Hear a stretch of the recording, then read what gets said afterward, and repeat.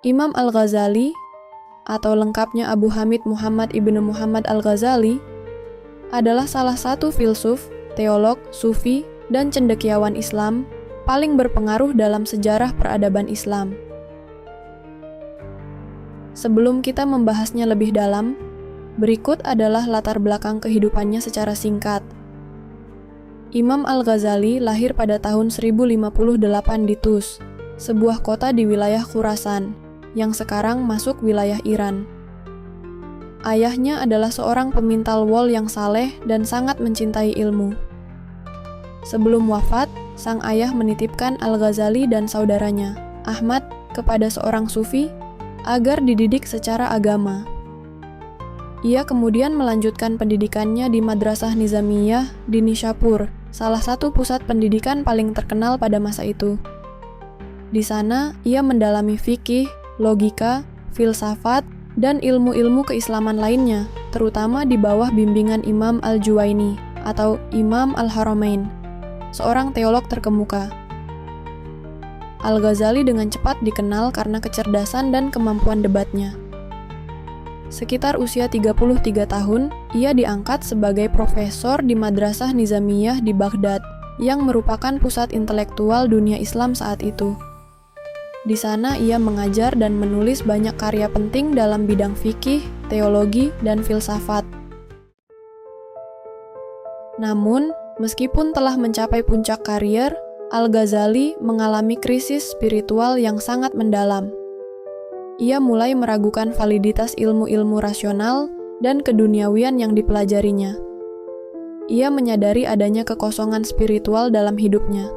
Akibat krisis ini, ia meninggalkan jabatannya dan menjalani hidup sebagai pengembara sufi selama hampir 1 dekade, melakukan kontemplasi dan pencarian makna sejati kehidupan.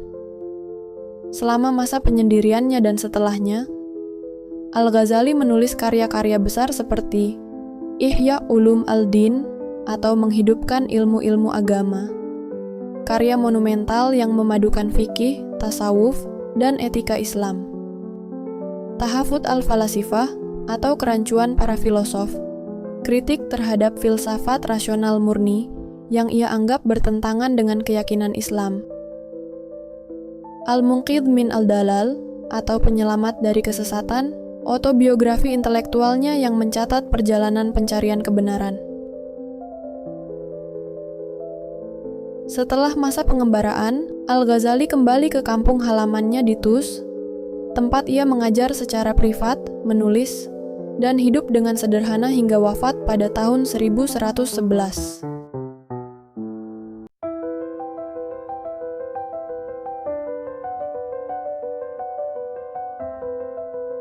Ada kalanya, kita tahu terlalu banyak, tapi merasa terlalu sedikit. Ya, dalam arti kita hanya tahu, hanya menghafal, tanpa merasakannya, tanpa mengalaminya, atau tanpa menghidupinya.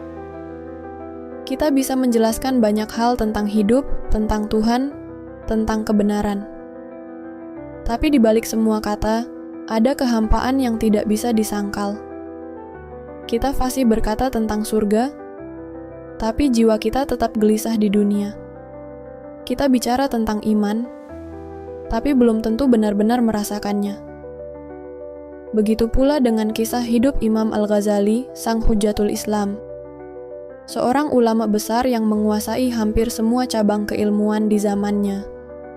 Ia berdiri di puncak dunia intelektual Islam, tapi di satu titik, semua kejayaan itu menjadi hampa. Di saat itulah ia bertemu dengan kakaknya, yaitu Ahmad, seorang sufi yang lebih memilih kesederhanaan, zikir, dan kesunyian. Dan ada narasi populer yang kira-kira kisahnya seperti ini. Suatu ketika, Ahmad memandang adiknya yang telah menjadi seorang raksasa ilmu. Lalu, Ahmad berkata dengan tenang kepada Al-Ghazali, "Engkau seperti batu asah. Engkau mengasah orang lain, tapi engkau sendiri tak pernah menjadi pedang." Sindiran yang sangat halus, tapi mematikan. Bukan karena itu hinaan, tapi karena itu benar. Pada titik itu, Al-Ghazali sadar bahwa ilmu yang tidak mengubah jiwa hanya akan memperbesar ego. Bahwa pengetahuan tanpa penghayatan justru bisa menjadi penghalang antara manusia dan kebenaran. Ia menyadari bahwa selama ini ia telah mengajarkan orang lain untuk mengenal kebenaran. Sementara hatinya sendiri belum pernah sungguh-sungguh mengalami perjumpaan dengan kebenaran itu. Lalu ia memilih jalan yang tak terduga, yaitu meninggalkan segalanya. Ia pergi dari Baghdad, dari jabatan, dari popularitas, dan dari keramaian. Ya, seketika Al-Ghazali memilih kesunyian. Selama hampir 1 dekade, ia hidup sebagai pengembara spiritual. Merenung, berdoa, menangis, menyepi.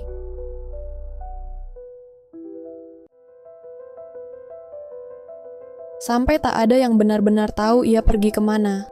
Namun sesuai catatan biografi, ia mengembara ke Syam, Yerusalem, dan Hijaz. Namun yang pasti, ia tidak sedang lari dari dunia, tapi sedang kembali kepada dirinya sendiri. Ia ingin memastikan bahwa apa yang ia ajarkan benar-benar bersumber dari pengalaman yang nyata, bukan sekadar dari hafalan. Dan dari pengalaman itulah lahir karya-karya besar seperti Ihya Ulum al-Din, Al-Munqidh min al-Dalal, dan banyak lagi. Karya yang bukan hanya cerdas secara intelektual, tetapi jernih secara ruhani. Ia tidak menolak akal, tapi menempatkannya dalam posisi yang proporsional, sebagai alat yang harus dibimbing dan disinari oleh hati yang bersih. Disinilah letak perbedaan mendasar dalam pandangan Al-Ghazali, bahwa kebenaran sejati bukan sekadar diketahui, tapi dialami. Ia membedakan antara mengetahui bahwa madu itu manis, dan benar-benar merasakan manisnya madu di lidah. Ilmu yang sejati bagi Al-Ghazali bukanlah informasi, tapi transformasi. Ia harus mengubah manusia, membimbing hati, dan menuntun kepada Tuhan.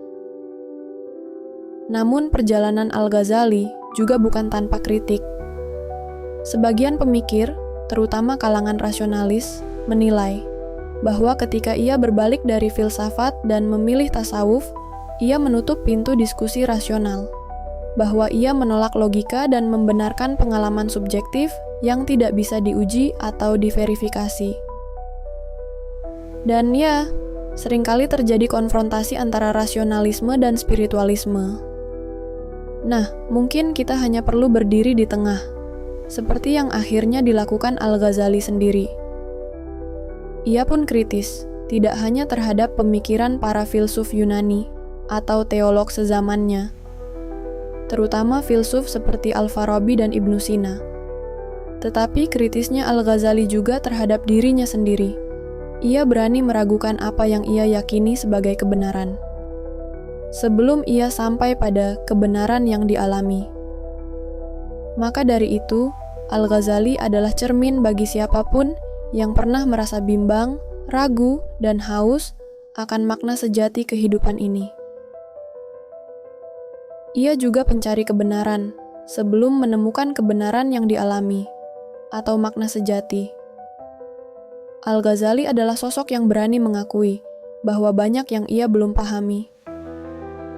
Ia pun juga mengajarkan bahwa menjadi pencari kebenaran berarti siap kehilangan pegangan, dan terus berjalan dengan hati yang terbuka, sekalipun gemetar. Itulah mengapa ia meninggalkan gelar, pencapaian, atau bahkan segala kebesaran, sebelum ia kembali dengan kedalaman pemahaman dan juga kedalaman pengalaman. Apa yang ia ajarkan memang terasa begitu mendalam. Karena ia bukan hanya sufi, ia juga filsuf. Ia bukan hanya merasakan, tapi juga benar-benar memahami. Ia sampai pada tingkat kebenaran yang dialami.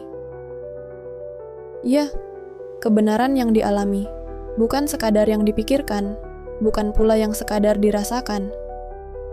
Kebenaran itu dihidupi dalam keheningan hati yang berserah, dalam kesunyian yang tidak kosong, tapi justru penuh makna. Karena dalam kesunyian itu, ia telah menghadapkan diri sepenuhnya kepada Allah. Maka, barangkali, pelajaran yang bisa kita petik adalah kebenaran sejati tidak hanya lahir dari logika, tapi juga tak cukup hanya dari rasa. Ia tak semata produk pengetahuan, tapi juga tidak otomatis tumbuh dari pengalaman. Kebenaran itu tumbuh ketika pemahaman dan perasaan saling mendengarkan. Mungkin penjelasannya secara literal, ketika akal menunduk pada kebijaksanaan dan hati terbuka pada makna yang tak bisa dijelaskan. Karena ketika akal menunduk pada kebijaksanaan, itu berarti akal yang biasanya menjadi alat utama manusia untuk menganalisis dan menyimpulkan, akhirnya menyadari keterbatasannya.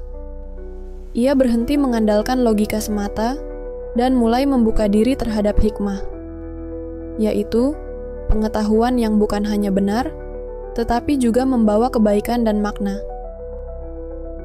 Dan saat hati terbuka pada makna yang tak bisa dijelaskan, itulah saat intuisi ruhani mengambil alih. Makna di sini tidak lagi berbentuk konsep atau teori, melainkan rasa yang hadir dari kedalaman jiwa, yaitu kesadaran akan Tuhan, kefanaan dunia, dan tujuan sejati hidup. Ini adalah pengetahuan yang dirasakan, bukan dijelaskan. Al-Ghazali menyebut pengalaman ini sebagai zauq, rasa spiritual, yang lebih tinggi nilainya daripada pengetahuan yang hanya didapat dari buku atau diskusi. Dalam tradisi Sufi, ini adalah titik di mana seseorang tidak lagi hanya tahu tentang kebenaran, tapi mengalami kebenaran itu sendiri. Dan seperti kisah hidupnya Al-Ghazali, hanya diri sendirilah yang dapat membedakan antara sekedar batu asah atau pedang yang benar-benar tajam. Al-Ghazali pun sangat menekankan pentingnya refleksi diri, muhasabah, dalam jalan spiritual dan intelektual. Dalam banyak karyanya, terutama Ihya Ulum Al-Din, ia menggambarkan refleksi sebagai kunci utama untuk menyucikan jiwa dan mendekatkan diri kepada Allah. Bagi Al-Ghazali, ilmu bukan sekadar pengumpulan informasi atau hafalan, melainkan alat untuk mengenali hakikat diri, menginsyafi tujuan hidup, dan memisahkan antara kebenaran sejati dengan ilusi duniawi. Ia sering mengingatkan bahwa seseorang bisa tampak berilmu, namun tetap tersesat jika tidak pernah menyempatkan diri untuk berhenti merenung tentang niat, amal, dan tujuan akhir kehidupannya. Mungkin kita juga sudah pernah mendengar salah satu kutipan terkenalnya yang menyatakan, "Barang siapa mengenal dirinya, maka ia akan mengenal Tuhannya." Dalam kerangka pemikirannya, refleksi, muhasabah, adalah proses aktif dan mendalam yang menuntut keberanian moral untuk menelusuri motif, niat, serta perbuatan diri sendiri, lalu mengukurnya dengan neraca keimanan dan syariat. Bagi Al-Ghazali, refleksi sejati akan membawa seseorang pada taubat yang hakiki, yaitu taubat yang bukan hanya bersifat lisan, tetapi juga menyentuh hati dan mengubah perilaku. Dan terkadang menyakitkan, karena harus mengakui kelemahan diri. Tapi justru dari situlah tajamnya pedang spiritual dan intelektual itu ditempa, bukan hanya dari batu asah atau ilmu semata.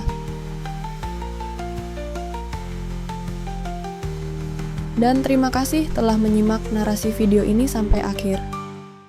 Semoga interpretasi ini dapat menjadi cara kita bersama dalam berefleksi. Dan seandainya terdapat kekeliruan-kekeliruan interpretasi, tentu itu dapat menjadi cara kita bersama untuk berdiskusi di kolom komentar video ini.